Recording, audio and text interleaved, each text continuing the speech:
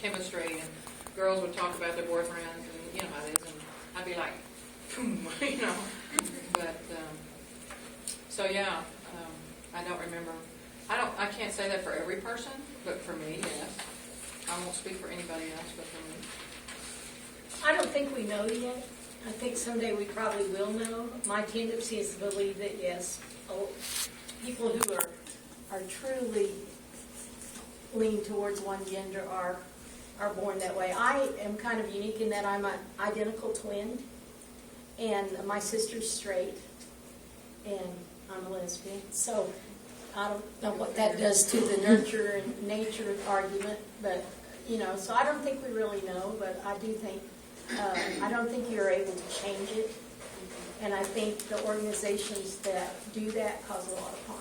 Because my experience, like I've seen people, who are, and it's like they might not know, but then once you look back, you kind of see tendencies, and you're like, maybe I should have known, like maybe if we would have known, it would have been easier to help them out before.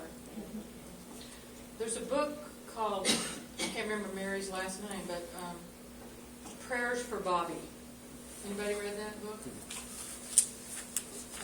It's a great book for parents to read if they have a gay child, gay, lesbian, bi, trans child, because it was about a woman who was very sort of in the fundamentalism room of the Christian faith and really worked hard to change her gay son.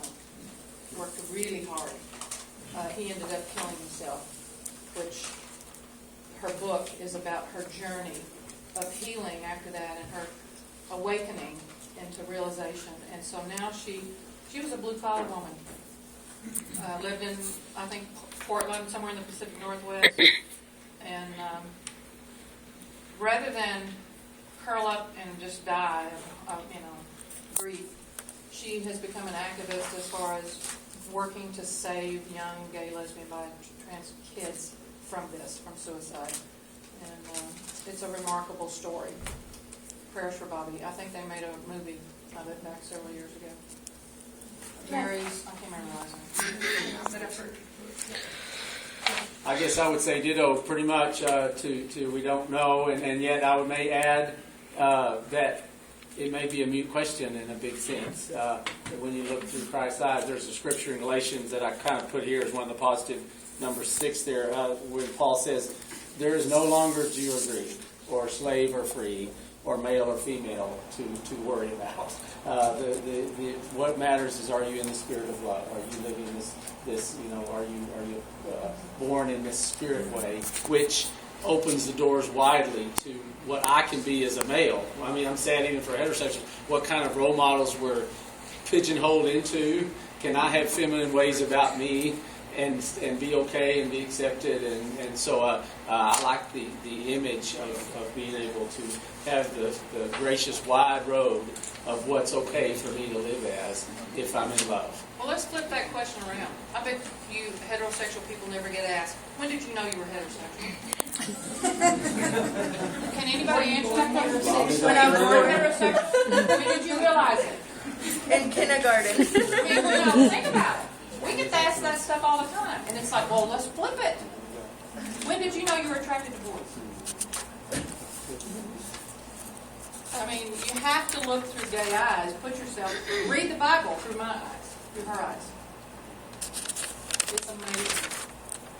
But ask yourselves the same question right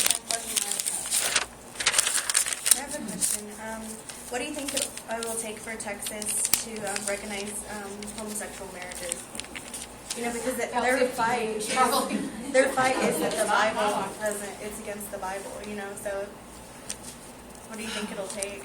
A federal mandate. They won't do it here. They're on the floor, nobody here. So it'll be the feds coming in saying, heterosexual couples married have about 1,100 rights that Kate and I don't have.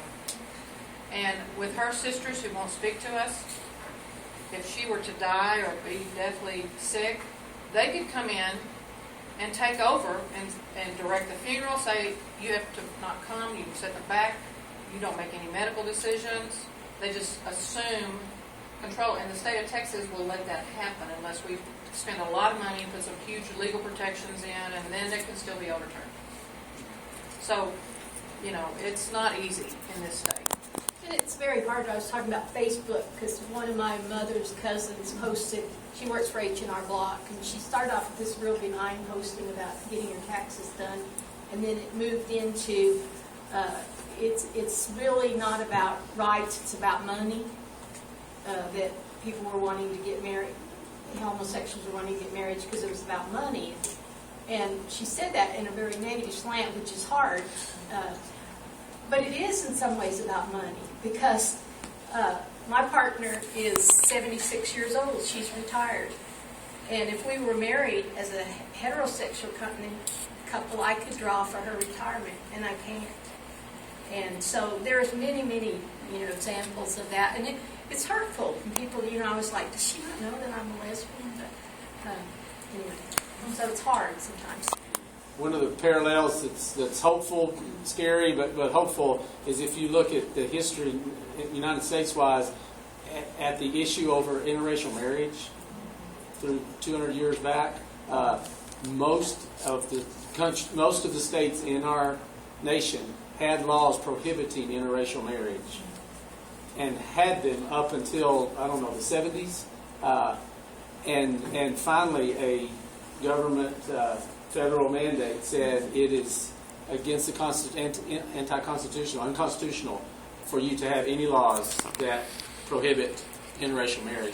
And back way before that, there was actually 3 resolutions to add an amendment to the Constitution trying to make sure that interracial marriages could not happen, to make it officially against the law. So that was the scary part, that we had that agenda, that attempt going, but finally, at a unified national level, we are one. We pressed on, past all that. So I may echo what you said about what it would take. And I really think Texas already has gay marriage. They just don't know it. Because at MCC and United Church of Christ, and I don't know if y'all do holy unions, but we have ceremonies and we pledge our love just like heterosexual people do, and we consider ourselves to be committed, and in the same way that a man and a woman do who are married, and we don't have that legitimate stamp of the law, but we are married. So you called it, it's kind of like a wedding, but what did you call it? A holy union. A holy union. It's what MCC, that's kind of the label that MCC has given it for years, before the whole thing of calling it weddings, gay marriage. I like that. Excuse me? I said I like that. Yeah. Other questions? Yvonne keeps saying about Facebook. I was going to ask, whenever the thing went to the Supreme Court, I did get into an argument with a girl on Facebook about it, and I was wondering how you guys would say to approach that, negative things on Facebook. What I do a lot is it depends on how, like I have another cousin on my mom's side of the family too that when the whole thing about Chick-fil-A was going on, she kept posting all these negative things, and finally I wrote her a private message, and then I got this long, horrible letter back that was just terrible, all those passages and more. And so I tried to respond, and it was, it didn't seem to be going anywhere. And I love my cousin Janet, but I don't need to rest in that negativity, and so I took her out of my newsfeed. And that was pretty much what I've decided to do. If I feel like I can make any difference in people's way of thinking, then I might try to have that discussion. But I feel like if people are so set, that they don't have any way of moving, then it just makes me upset and angry and frustrated. And so that's how I ended it. I didn't continue the discussion. I have a question. It came up in class today. That's what I'm asking. The question was, if there's 2 lesbians and one of them usually, not always, but takes the form of a man, short hair, masculine, and the other one's feminine, why wouldn't she just the one that's with the one that looks like a man? Why not just go with the man? Why would she go with the one that looks, taking that role of a man, but she's a woman? They came up in class. They told me the class. You want to take Well, first of all, a lesbian who is comfortable with short hair, with wearing masculine type clothes, is not trying to be a man.